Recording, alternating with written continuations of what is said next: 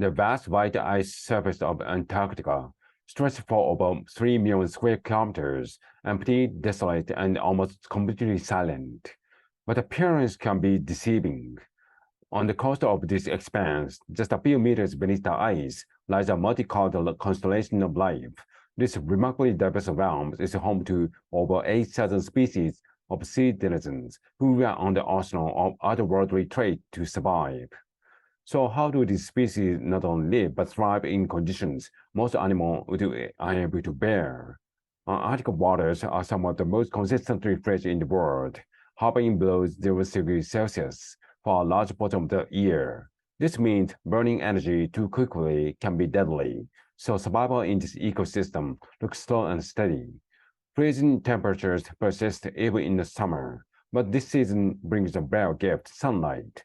For a brief period, it's abundant, shining through the ice for 24 hours a day. This infusion of energy drives intense coastal phytoplankton blooms, transforming the water into a thick green soup. Marine life, both large and small, take advantage of its abundant. Marine life, both large and small, take advantage of this bounty, including the giant arthropods, cousin of the humble peabug. These crustaceans can reach up to 11 centimeters long and never miss the opportunity for a meal. The scavenger eat a wide variety of prey, including other giant isopods, and by slowing metabolism, they can make the food last. With one study showing the specimens surviving for 50 days without eating. Since this adaptation involves careful conservation of energy, giant isopods spend most of their time stationary or inching across the seafloor. Meanwhile, the tiny arthropod relatives celebrate the summer by releasing offspring alongside the algal explosions, ensuring the young have abundance of food. And sea cucumbers carpeting the seafloor hoop up the dense plankton with outreached tentacles producing nutrient-rich feces that nourish nearby life. But this big summer blowout doesn't last long. The first signs of autumn arrive in fine needles of pretzel ice. These slowly coagulating crystals from the skin across the surface, then mix with falling snow before freezing into the thin crust of ice. The water gets darker and colder. In this swiftly dimming world, a set of long spiky rims sidle into views. With up to 6 pairs of legs, these giant sea spiders aren't annelgards, but rather a related class of marine arthropods unique to the seafloor. In addition to the housing some of the animal's organs, its legs are covered in tiny holes, which grow more numerous as the spider ages. These holes will likely help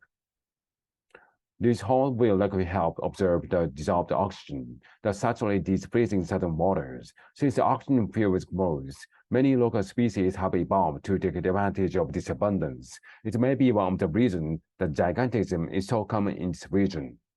Individual sea spiders, for instance, can grow to the size of dinner plates, but soon these underwater giants will be moving slower than ever. As winter settles in, the seafloor becomes even colder. Waters fall to negative 1.8 degrees Celsius. On the surface, the thin icy crust thickens into a layer called nihilus, and young sea ice starts forming in ridges that block out the sun. The ocean begins to mirror the still landscape above it. Arctic sea cucumbers and urchins go into dormancy for months, and the metabolic rates fall to the slowest on Earth, and Arctic limpets continue feeding, but such a gradual pace that they're largely still surviving on energy reserved from the summer. The tiny crustaceans survive off the traces of algae growing on their home's icy ceilings, raising their young in these expansive winter nurseries. Raising their young in these expansive winter nurseries, but this seemingly endless winter won't last forever. As spring comes,